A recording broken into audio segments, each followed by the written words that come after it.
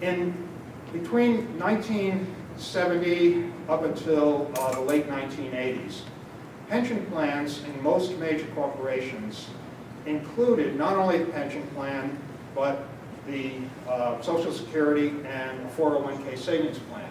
Usually the customary match on the 401k savings plan was about a match of 6% of whatever the employee did. So if you added all that up and you compared it against what's called the present value of the teacher's pension plan, it didn't take you long to realize that life was great in corporate America. Pensions, the retirement benefits were absolutely far better than what people in the public sector were getting.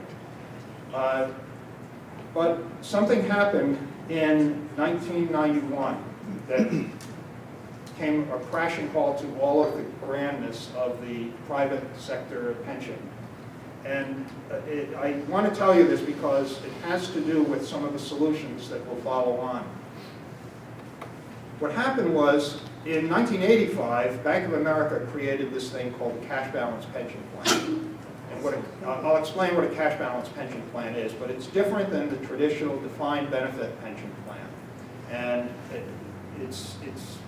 well, I'll tell you in just a moment what a cash balance plan is.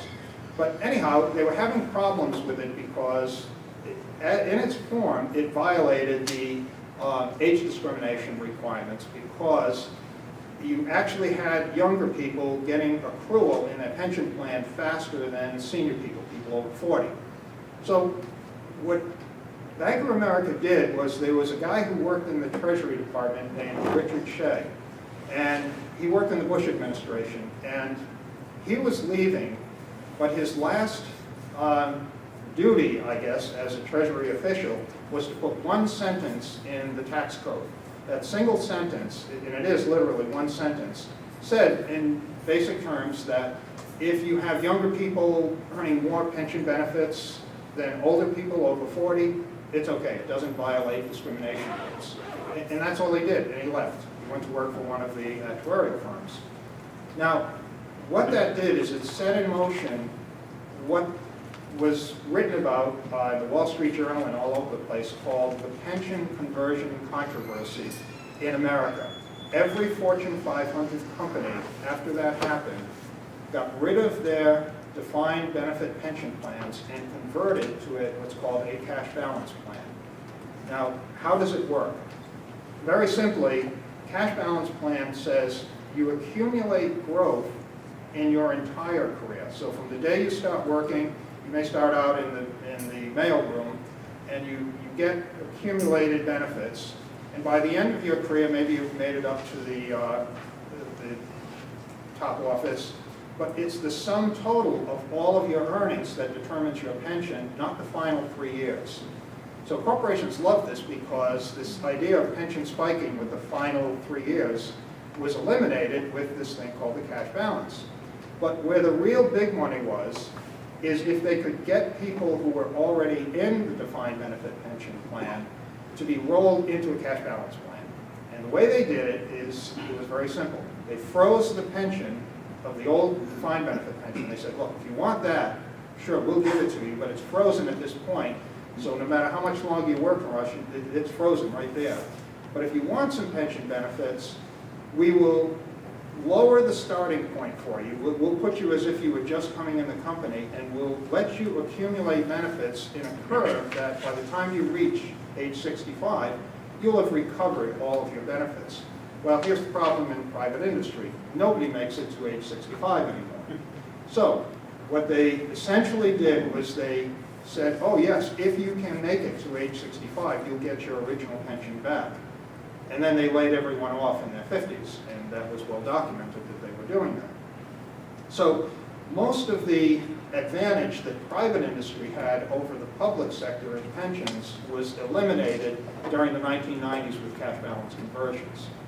Now, everybody and their brother who was in a cash balance conversion wrote their congressman. There were lawsuits. The most famous one was a lawsuit called Cooper versus IBM.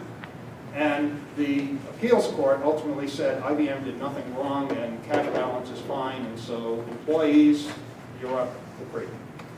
And so with the amount of outrage there was this thing called the Pension Protection Act of 2006 that was written to amend all of the problems that took place in the 90s with these corporations just taking pension benefits away and putting people into frozen benefits.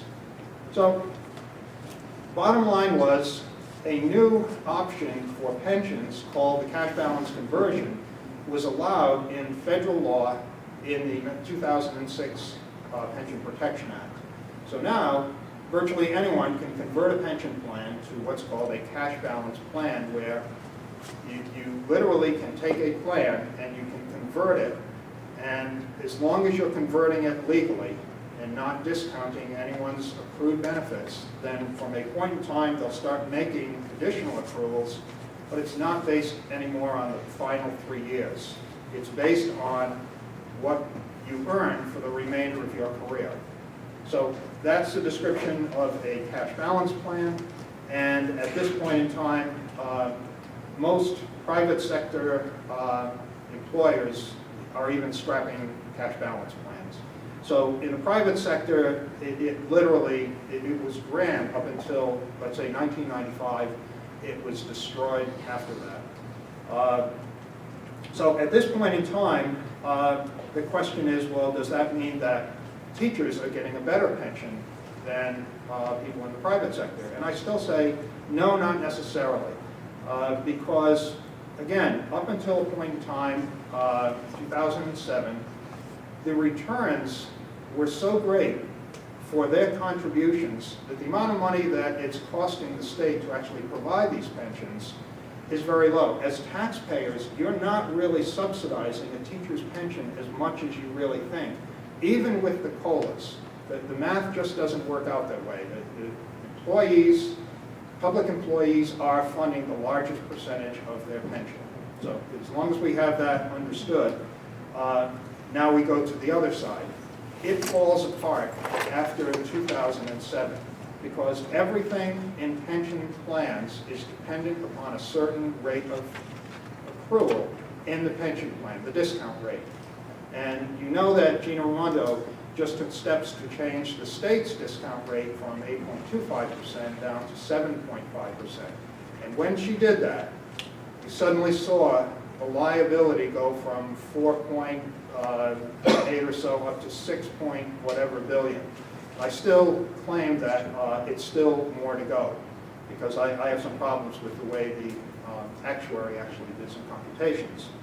One of the problems that I have is you as residents of your towns have to pay once a year into the teacher pension fund some amount of money that the state actuary says, okay, you live in North Kingston, here's the North Kingston bill for the teacher pension plan, and every year that's going to go up. Well, as it turned out, the state actuary is doing it on a running average of salary and overlooking something called the spiked wage.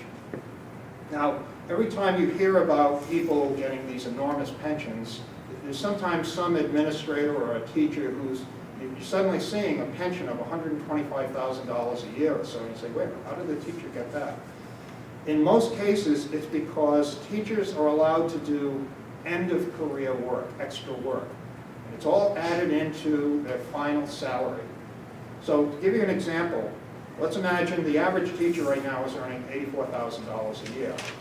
And they decide in the final 3 years that they're going to take on every assignment that they possibly can, and they spike their wages a little bit higher.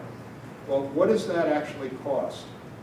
Turns out that a 10% spike in the final wages, just 10% extra, costs the employer, you, me as taxpayers, an extra 25% in the contribution. If it's spiked 20%, then it's 50% more. If it's spiked 40%, it's 100% more for our employer cost. Now, that's a lot of money, and the actuary, the state actuary, doesn't actually delve down into the details of who's spiking and who is not. Now, some communities obviously have the ability to spike more, so spiked wages is, in my view, one of the problems in the pension plan, and it's one of the things that has to be fixed. Just taking the base salary, which most corporations are looking at right now, in terms of pension benefits, and basing a final pension on the base salary and not spiked wages is the way to go. Now, how do we know that that's a good idea? Well, the municipal employees retirement system, as many of you know, is advertised as one of the best managed and well-funded pension plans in the state, commonly known as the MERS system. Well, it turns out that there's a reason for that. In MERS, disallows any overtime to be added into a pension final calculation. So any overtime is absolutely disallowed, and I think that's one of the reasons why MERS is so well managed and why some of the other plans are not, is that this idea of final wage spiking is absolutely allowed in some of these other pension plans. So I want to touch for a moment on one of the issues and why some of these things are relevant and important. We all have read about the situation in Central Falls. And as many of you know, the Central Falls Police and Fire pension plan is in dismal shape. Now, a lot of people think that, well, that will be resolved once they declare bankruptcy. And that's the Chapter 9 situation. But it may not actually be that way.